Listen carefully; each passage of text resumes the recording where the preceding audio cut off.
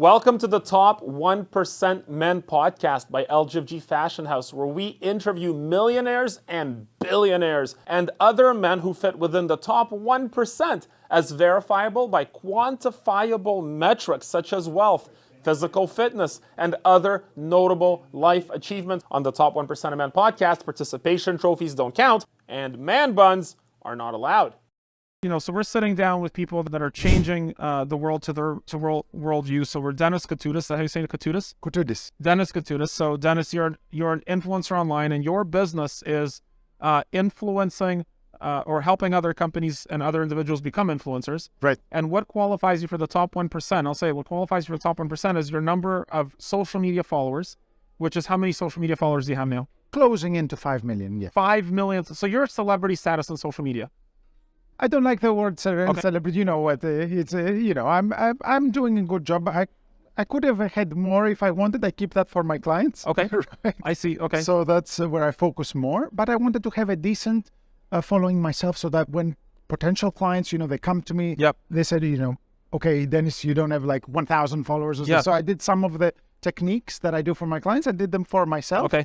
In order to be able to a point prove that I'm legit, that what I'm doing, I can do for you because I've already achieved it myself. So this reminds me, actually, one of my favorite jokes of all time is a Jerry Seinfeld joke. And he said, this is really important for young people.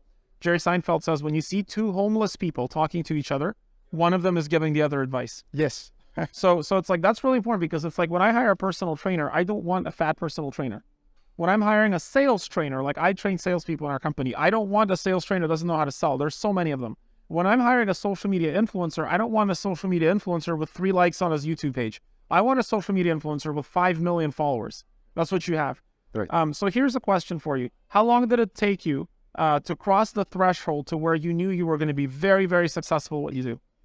Actually, Dimitri, I don't know, and this might be something interesting here. I was telling my partner and this, I knew I was going to be successful even before the creation. I knew that if I spread my knowledge, the value of the knowledge that I had gained by being a social media marketing director in various companies, in various fields. So that's your background. You were corporate. Yeah, I was, Okay. yeah. So, and then I left and I became an entrepreneur. So a social media agency owner. So I knew it was going to be a big bang, I knew it inside me, and my partner, I was telling her, she didn't believe it at the beginning, but I felt it, it's kind of like when that when you spread your knowledge, when you tested the market, I monitored the market, Yeah. my competition back then. Okay. And I said, look, if I come out with the knowledge that I possess, Yeah. it's going to be a big bang.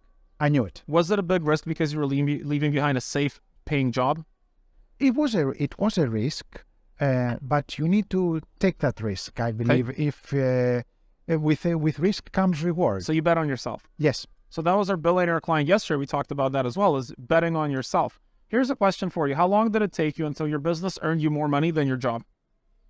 It took me 2.5 years. 2.5 years. So within 2.5 years, Yes. you were making less money than you were making in your safe job. A lot less. Why stay with it? Because I believed in myself. I kept doing, and this is what I wanted. I believe that some people are built, to have 9-to-5 jobs, and some others are built to be entrepreneurs. Okay. I was born to be an entrepreneur. I didn't feel good. I felt confined. When did you know that you were born to be an entrepreneur? A couple of years into a 9-to-5 job. And how old were you when you started your own company? I was around 30. 30. That's interesting. So yesterday we talked about this with Mohammed. He was 26. I was 26. He took a couple extra years together. That's fine. Yes. But Yes. at 30, did you just decide, look, I don't want to be in the stupid cubicle anymore. I need more. Exactly. Okay. I just got up. I was in a bank, there. I just got up. I opened the door and I left. Yeah. I sent my resignation via fax. Yep. I didn't even, tell them anything. I said, okay, I had enough. And at this point, you were already with your partner, with your wife. Yes. Okay. Yes. And how did she react? No, she was fine with it. She had a 9-to-5 job as well. Yeah. She stayed at her job. Yeah. She monitored a little bit, how it went with me alone. I began the business alone, and then she You came, poached her into your business. exactly. Okay. She came in, and when she saw, it was going. Yeah. Did you have entrepreneurship influence? Was anybody in your family, like your mom or dad, an entrepreneur? Did you have somebody to guide you and mentor you, or were you doing it just cold? called actually I grew up with my grandparents. Oh, okay, tell me more. Yeah. And they wanted me to be to be an army person. They wanted me to have this, Real stability, right? Stability, Yeah, okay, yeah. stable 9 to 5 job in the army. The Greek army. They wanted me to be there permanently. So I didn't have. I actually had advice for the opposite. Let me ask you a question about that. You grew up with your grandparents. Did you have a relationship with your dad? I did have a relationship. Good relationship? We were like friends. I see. Okay. We were friends. But was he part of your everyday life? No. Okay. No. He was traveling. He was kind of a nomad, but he was a trader of clothes. I see. Okay. He was trading, like garments from India. So you didn't have a day-to-day relationship with your dad? No.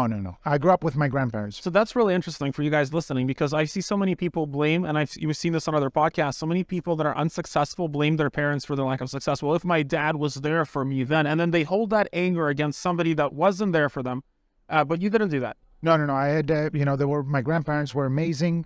They gave me everything. They sold land in Greece, in order for me to study at university. They were there for me. Okay. So it was a good... So you had some backing. I had some, yes. Where was your mom?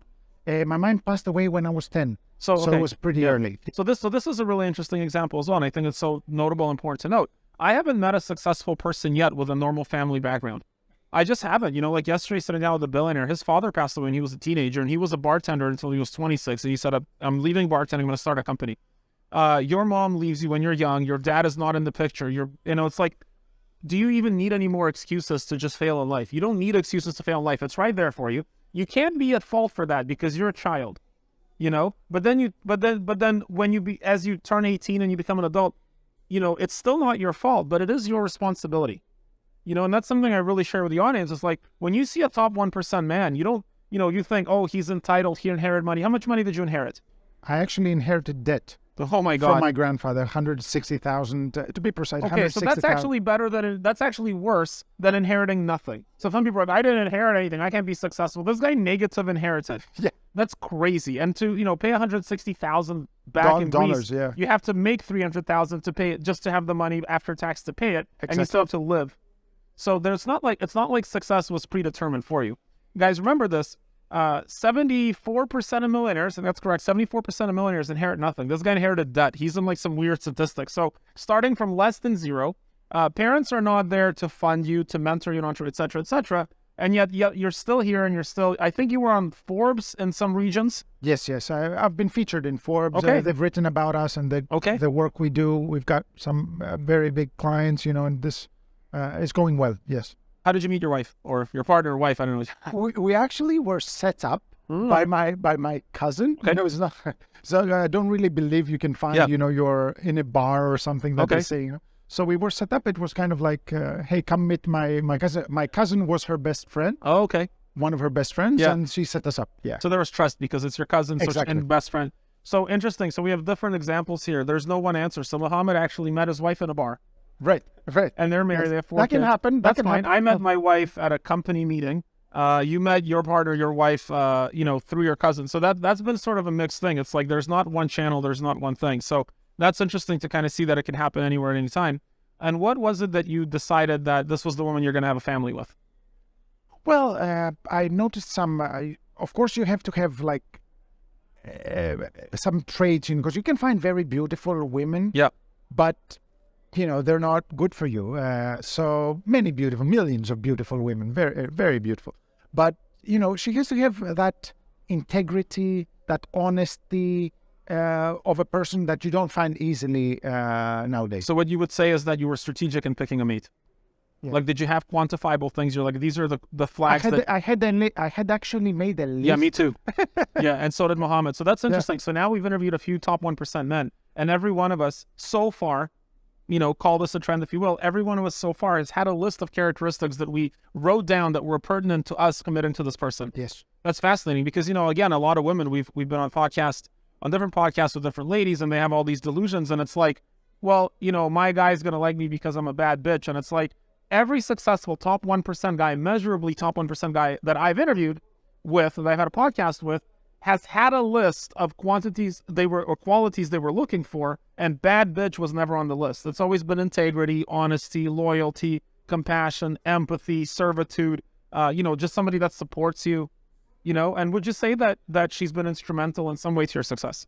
Yeah, because she's part of my business. She's my partner in business Okay. as well. So we have the same goal, and it's going amazing. So she And joined you on your mission? yes, exactly. Okay.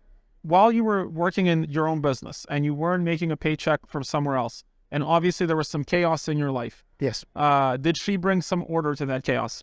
She was there, supportive. I remember we reached the point, where this 160K debt was at the beginning, that we ended up going into gold places to sell jewelry, because we couldn't make the payments to the debtors. They were too big.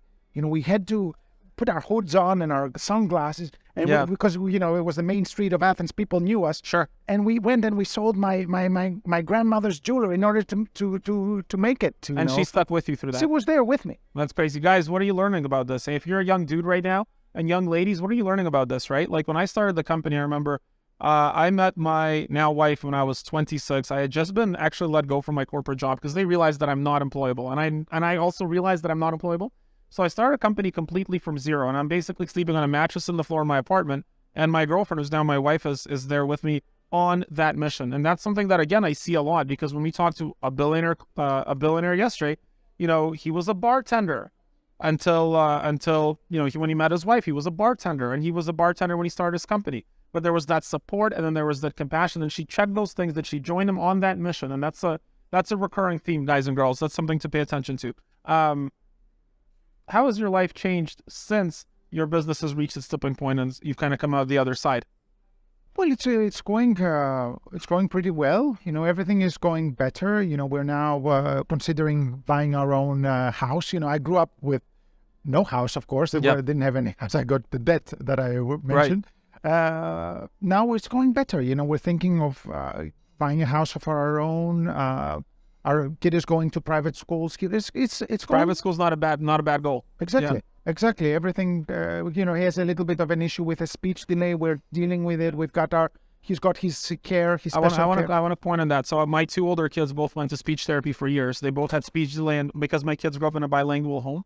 And so one of the crazy things is I see a lot of parents struggle with that. There wasn't even a financial question. It's like, our kids are speech delay. Great, put them in the special program. So we got a tutor.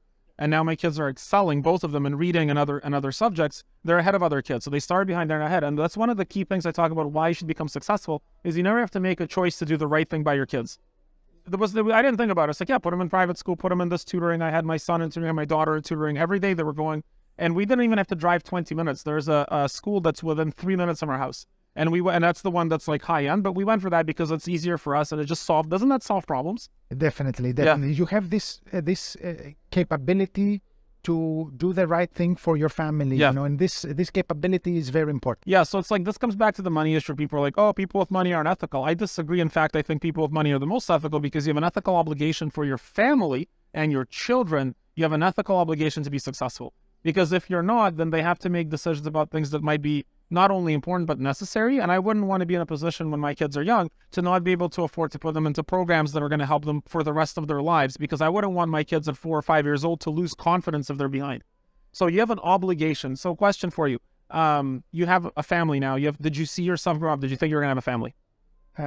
Yes, I knew I wanted to have a family. Okay. Yes. So you wanted kids even from a young age. You knew that you were going to have kids one day. I was stable, in my relationships. Cool. Always, before my wife, I had like 2 other relationships. Cool. Yep. It was long term as well, 7 years and 5 years. I want to comment on this too. Every successful individual, every top 1% man we've interviewed so far has focused on long-term stability as an important metric to their life. I've never met a top 1% man yet that's like, I was a DJ for 40 years, traveling around, blah, blah, blah. It's like, no, every top 1% man has been strategic and stable. So that's really, were you disciplined? Yes, very disciplined. Talk about that. Very disciplined, and I got that from my grandfather. My grandfather, he had like a paper, he made me write the rules of life, be humble, be kind, be polite, be loyal to your wife. Sure. All these things that were passed on to me by my grandfather. Awesome. So guys, again, we have the same theme coming up again: stability, strategic implementation of a strategic vision. Making sure that your spouse is not just somebody you randomly meet and share your life with, but actually look for specific qualities that contribute to your success. Bet on yourself, take any risks, and finally, Dennis, Again, guys, 5 million social media followers. That's easily in the top 1%. That you don't like that word. That is celebrity status. And you definitely help your clients optimize their business for marketing goals and become influencers online. Forbes magazine's written about you on that. What is one last piece of advice that you would give to young men and women that want to use you as an example to help themselves be more successful? What would you share with them? Well, I would tell them not to give up easily, because I reached the point where I reached the bottom, and I kept at it. And as I kept at it, that's when things became better, so stick to it, believe in yourself, become the best that you can at what you can, and become more known. Because, I've said it before in my videos, not the best of the best doesn't get the biggest piece of the pie. There's someone who is good enough, but is the most known, he gets the biggest piece of the pie of the client. 100%. This podcast brought to you by LGFG Fashion House. It's 100% of the stuff that LGFG Fashion House teaches to the salespeople. Everybody can make a great product. There's enough people that will make a great product. Businesses are not product-led. Businesses are marketing-led. The best salesperson wins. VHS, look up the story of VHS, look up the story of Blu-ray. Those were not the best and most technically capable platforms that succeeded. They were the best marketed platforms that were good enough to deliver the promise that the consumer was looking for. That's what you're looking for. That's what you're pitching. It's what I'm pitching to. Guys, Top 1% Man podcast. Once again, we only interview men who are in the top 1% as measured by quantifiable numerical metrics, which can be backed up with data. We do not take participation trophies here, and man buns are not allowed. Thank you.